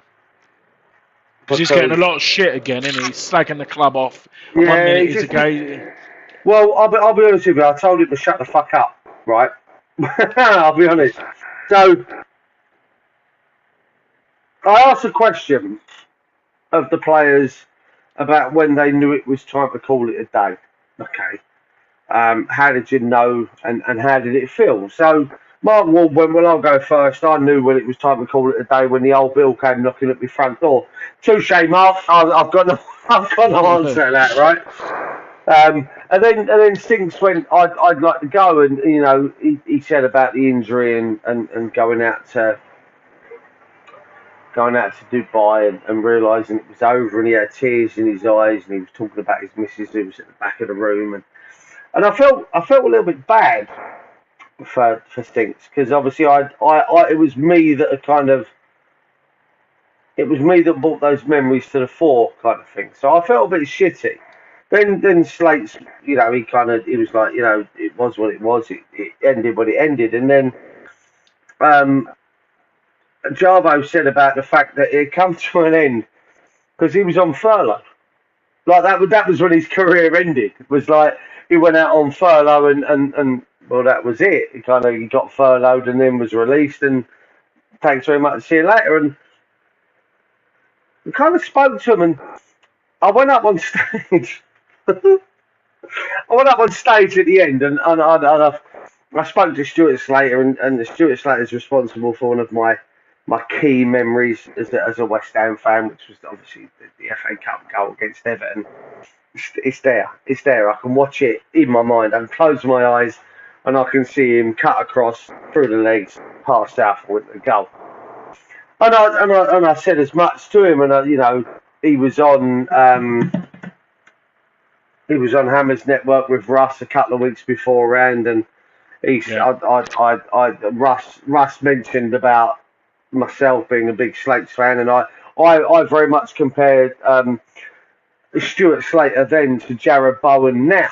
That's how I see both players, and Russ mentioned it and said that I do my own channel, and then said that I'd be there. And Stuart Slater said, "Well, make sure you introduce yourself when you turn up, so I can put a face to the name." So I did exactly that. When I got up on stage, I said, "I'm Duke. I spoke to you via Rush's channel." He went, "Oh, you're the one that compares me to Jared Bowen." I won't lie to you, Andy. My mind went, "Ah, he knows who I am. He knows who I am," sort of shit. And I lost it. And then I spoke to Sinks, and I went, "Thanks, Trev.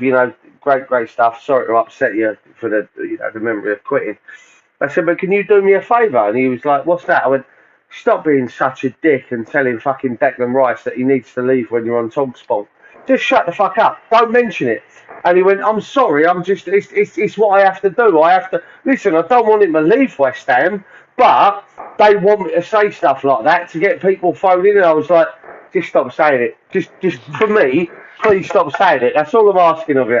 And we laughed. I bought him a drink. We had a good chinwag afterwards, and I ended up with I don't know if the guys know here, but me and Gatesy ended up with Mark Ward and Stuart Slater's phone numbers Yeah. to come on to the channel at some point, and we are actually in discussions. I actually messaged Flake. What's today? Today's Monday. Messaged him Friday. He hasn't read the message yet, which is kind of frustrating. But I've messaged him about maybe coming on at some point because like Yeah, no, it, it's good. it'll be great. But no, I mean since when you listen to him on the radio, mate, sharp. But he pretty much come across and said I'd do it because they tell me to do it. Yeah. At the You end know, of the day, whereas we're not paying him £100,000 a year to be a pundit on Talksport 3 days a week. Rio's just a prick. Yeah. That's all I got for you. Yeah. Rio is just a prick that does it because he wants to see Declan Rice side for Man United. That's all it boils down to. Whereas Sings is going, yeah, he's got to leave for the betterment of his career because they're paying his wages, you know? But no, it's all good. I've enjoyed this. It's been good for an hour and 41 minutes to Yeah, I talking mean, crap. listen, we do this when we go live, especially when it's kind of A spur of the moment thing. it's kind of a non-scripted, at least with the likes of Hammer Time, we've got a script to go by. We know what we're working from, and we kind of just stick to it. Whereas on shit like this, we just kind of go, okay, let's see where the wind takes us. Let's see what happens. And these ones I tend to enjoy. You know, you broke the news earlier that X has said that Realm is now the number one left back target, whether that's or the number one target, whether that's we've see. Here's my key to that. So read that. You got the statement to hand, Andy, if you would. I just need to hear the wording of it again because I want to confirm something in my own mind, if you wouldn't mind. You know where it's one sec.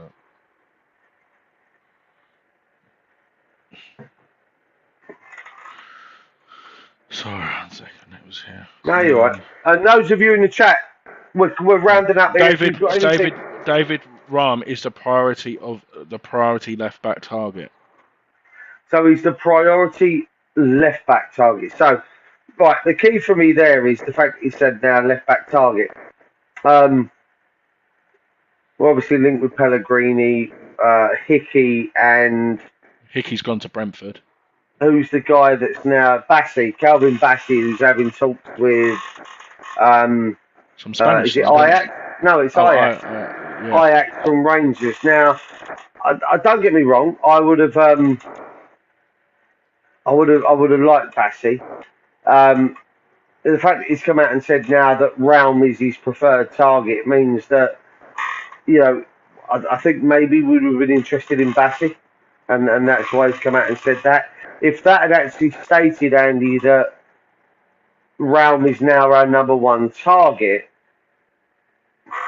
would have said to me that the Brozier deal is ready to be signed off tomorrow morning. Because Brozier is obviously, for me, our number one target. Brozier. He lives in Netherhead, Brozier, so it's not exactly far. So as soon as this gets a green light tomorrow, he could be at the training ground by tomorrow midday afternoon and get everything done what he wants to get done. So. Well, I mean, from what we're left to understand is that the deal for. I think he's landed back. He's on his way back from America. I think he landed today. I think he landed today. And I think if the conversations with his agent are positive, we've already, from what I'm understanding, we've already got the personal terms agreed with his agent. So now it is just a case of the buyback clause and any kind of, from what I'm understanding, any kind of add-ons with Chelsea. This isn't going to be a loan deal. This is an outright, let's get it done. And then it is just going to be the buyback clause or a sell-on fee. I'm confident that we could have two. I think Lingard and Brozier will both be done by Friday. Wash your mouth out with soap. You said his name while I'm here. Okay, J-Lings and Brozier. I didn't say his name. We'll be like I say, if he signs, then I will be behind him. He's a West Ham player. He can play anywhere across the front three, Andy. So, like Sharky's just very much said, I hope we buy a centre forward. Anyone will do at this point. I don't think it's a case of anyone will do, but the right player with I'll tell you what, this is going to sound really cliche, right? But the right centre forward with the right backup, and by that I mean if we go out now and by the end of the week we sign 3 players for cash and a freebie. So let's say Realm, Brozier, Anana, and Jay Ling. Be that by the end of the transfer window, right? You've got 35 days, 38 days. If that's the case, okay, and we go out and we sign Brozier, Lingard, Onana, and Realm, alongside Downs, Naifa Gerd, and Areola, that for me is a 10 out of 10 window. Yeah. Would you agree? Yeah. Yeah. And why can't we get any more, like you said, a couple of loans or another free agent? Because as far as I'm concerned, there's still fucking talent. Still haven't got a club. Yeah. You could waste a little bit. Say, for example, if you've got 10 million left of our budget, obviously you give them like a 2 million signing on fee, and then you had £8 million worth of wages. You're not even being funny, mate. You just said 10 million there. Well, we were discussing the 10 million player earlier in a transfer fee in Adama Traore. If that's the last piece that we bring in, maybe the Wednesday before the window finishes, or the Wednesday before the season starts, and we have to just get him up to speed with our tactics and our ways of working, and he takes 10 days to get into the swing of things. Naifa Gerd, Areola, Flynn Downs, they're already in, okay? Realm, Onana, Brozier, Lingard, and then on the last day of the transfer window, Traore.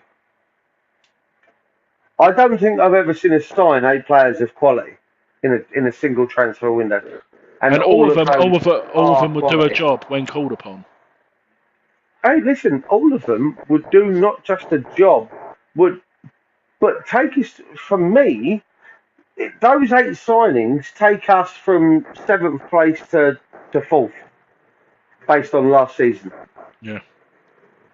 Naifa Gerd, some of the passes he made, Andy, I don't know whether you saw them against Reading, but my God, he found a 70-yard pass from, right on the edge of his own box to Jared Bowen breaking down the right wing. Like, what a pass. It was amazing. And then you look at Areola. Is Areola number 1 next year? Is he Premier League goalkeeper? Has to be, mate. Has to be. For me, has to be. I don't know about, you guys in the chat. Kieran just said there all our signings have been defensive so far, with Realm Cherry on top, 3 more attacking players. Fantastic window. Yeah, I agree, but I'd maybe two attacking in Brozier and Lingard, and then maybe a Nana. I'll take that. I think we've got an abundance of attacking talent. I know people don't rate Vlasic in the same way that I don't rate Ben Rama. But how different was he? I've only saw highlights and what people said because I didn't watch the Reading game. But apparently he was very different. He was different in the centre. Yeah, he was. Yeah, he was. But then the same way that people cry that Ben Rama's different in the centre, mate. I mean, I'm not a big Ben Rama fan. We know this. I want him to succeed because he's a West Ham player. Regardless of whether I like an individual or not, they pull the shirt on, I want them to do well. I'm at a point where I want him to do well enough that he sticks my own words down my throat. With and then when he scores, he lifts his shirt up and goes, "Shush, Duke." Yes, mate. Mate, I would honestly, I would take my and I know I'm gonna. I shouldn't say. I'd take my shoes off and walk into the nearest synagogue and pray for him. I would, because listen. I want him to succeed. I want Saeed Benrahma to succeed at West Ham. Why? Because he's a West Ham player. And 2, we know the talent's there. The talent's there. If Moyes decides to sell him tomorrow, okay, to Villa, and we get Watkins, for instance, it's not going to happen. I'm just saying, with the fours and here twos. Yeah. I hope he succeeds at Villa. I want nothing. Listen. I want nothing more to be proved wrong by Saeed Benrahma. All right. Mm. In the same way that I want people like Nikola Vlasic to prove other channels wrong and other people wrong. And we listen. We know what we're talking about. Um, and I listen. Oh, fuck it. I mentioned my name, James, Mr. Fever over at E20 Zone TV. I want nothing more to be proved wrong by Saeed Benrahma. I know he's a big Benrahma fan, and I want nothing more than Nikola Vlasic to prove him wrong. It's kind of that backwards and forwards between the two of us. Unfortunately, I don't see either of us being proved wrong.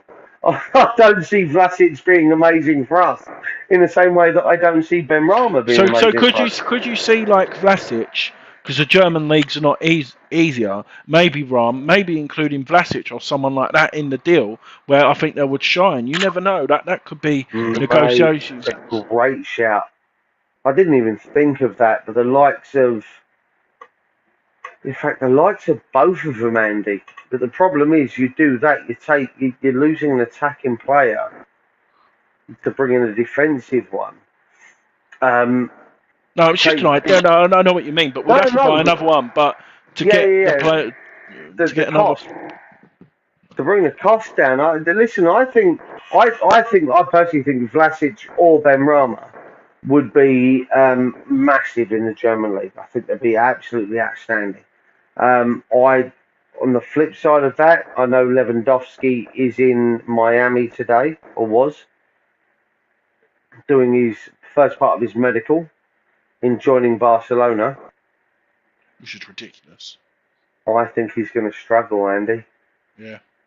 I don't think he's going to have the fun he had in Germany. No. I really don't think he's going to be the player he was. That's why he never moved to the Premier League, because he knew he wouldn't be able to rip it up. It would be a Crespo or Shevchenko 2.0. He wouldn't be able. Mate, 8 years ago, Lewandowski came to the Premier League. I tell you now, he would have absolutely buried anything in front of him. I promise you now. Lewandowski, 8 years ago, joining the Premier League in his prime, 26 to 28. Lewandowski joining the Premier League, he would have probably won the Ballon d'Or over Messi and Ronaldo in that time. I think he would have been absolutely fucking amazing. But he chose the easy option and the easy money. Yeah. I think he's making a massive balls up. I think he could have stayed in Germany and scored plenty of goals next season. He's going to Barcelona for one big payday, which he's not going to get because they defer all their wages to their players for about 27 years. So by the time he dies, he might get his final week's wages from Barcelona, from what I'm understanding. But they still owe Dion 17 million or something. PK's close to 68 million they owe PK. Yes, but the problem is with people like PK, people like Puyol, the people like Biscuits, they're all loyal. They're all loyal. I'm just going to quickly hit this. So we did that from Kieran. Budgie says, I think we missed out on Jonathan David. Big mistake. Listen, you might be right, Budge. You might be right, and you and me can have a chat about this offline if you want, and maybe do something on your channel. I don't think we have because is there something within that Moyes, the Moyes MOT that this guy didn't fill the right boxes for? Mm. I know that there's I can't remember who it was that we missed out on. There's a massive attitude problem with one of the players that we've missed out on in this window. It's not David, but we've missed out on a target because of an absolute attitude. Like honest to God, is the sort of guy that if you saw him in the pub, you'd punch him in the throat. Can't remember who it is. I know. I can't think of who it is. Budgie also says he's a massive Vlasic fan, big time. Kieran says that they can have both Vlasic and Benrahma for David Raum. I personally think that's a bit much. And Sharky has just announced this, which is why I came into the comments. Dortmund have announced that Haller has left pre-season training after he has discovered a testicular lump. Now, that being said, I'm having my glass bins emptied outside. I don't know if you can hear that. That being said, gentlemen, Andy, it looks like you're already doing it. So if you're on your phone, get off your phone because it looks like you're doing it. Have a check, boys. Have a fondle. Do a in the old sack area. Because you just don't know any abnormalities. Just have a check. If you've got ladies in your life, they like to have a feel. They obviously know what they feel like, and I'm not taking a piss in any way, shape, or form. Have a check because it is a killer. It is something that can change your life, and if obviously what Sharky's saying there, and I will go and have a look. If that's the case, regardless of how bad the guy was for West Ham, regardless of your thoughts for him, my thoughts and my prayers go out to Sebastian Haller. That it's not anything other than just a twisted tube or something that is easily dealt with. He's actually been diagnosed with a testicular tumour. Oh, really? Well, as I say, thoughts regardless of history or anything else. I hope. Sorry, I'm reading. Sebastian Haller to leave training to illness and had already been back to Dortmund. During examination, a testicle tumour was discovered. Yeah, as Sharky says, all the best of luck to him. I don't wish any of that shit on my worst enemy. I've lost family to the Big C. I've lost friends, etc. So as I say to you guys out there, have a check. Girls, check them for your man. It's it is what it is. Andy, any things to say before I wrap this up? I've got one thing I want to say after we've wrapped it up. It's just a dedication for this show, to be honest with you. No. Just I know it's obviously West Ham playing Rangers tomorrow. Yeah.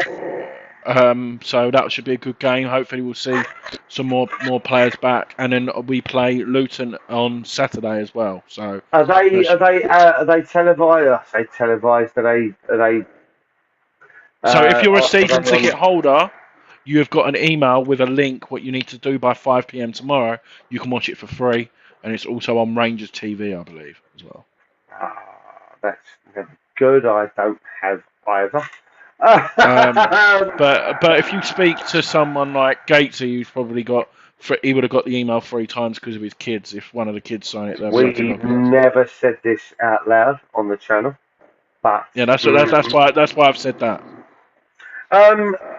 Yes. Other streaming links are available, but we are not promoting it. Hopefully they are.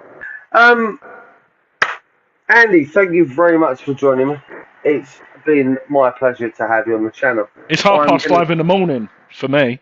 For you, it might be. Guys and girls, if you haven't done so, give me a like on the video. Give me a subscribe on the channel. Hit the bell icon if you haven't already, so you get notified when myself, Gatesy, whether we drag on the lovely Andy to come on. What's this? Budgie says I've always got them in my hand, but it's awful loose. Hopefully he gets it sorted. Kieran says he's got them in his hands now. I won't lie to you, boys. There's a line that I don't need to know. You could probably I don't know if you two boys know. There might be a niche market for you two boys on OnlyFans. For someone of your age, I know you're both pensioners. You might want to top up your pensions and stuff. It might be something you might want to look at. Budgie could call it Budge and 2 Veg.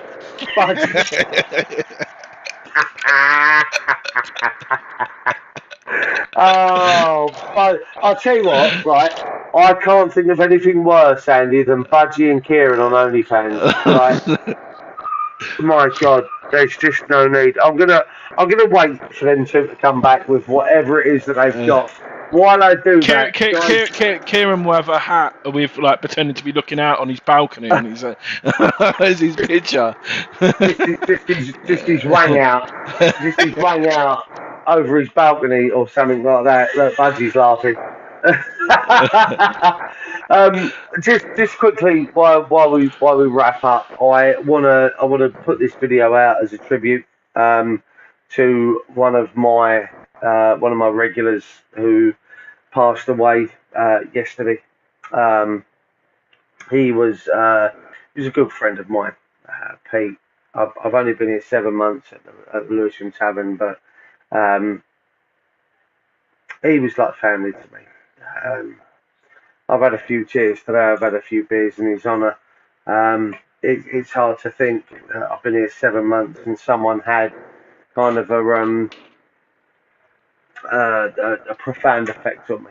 You know, the fact I'm now not going to see him walk through my doors, give me all the grief he's going to give me, cat shit at me like he does, dance around with his top off like he did on Friday. Um, on hand on heart, one of the genuine Muppets that I've ever met in my lifetime. Honestly, a nice guy.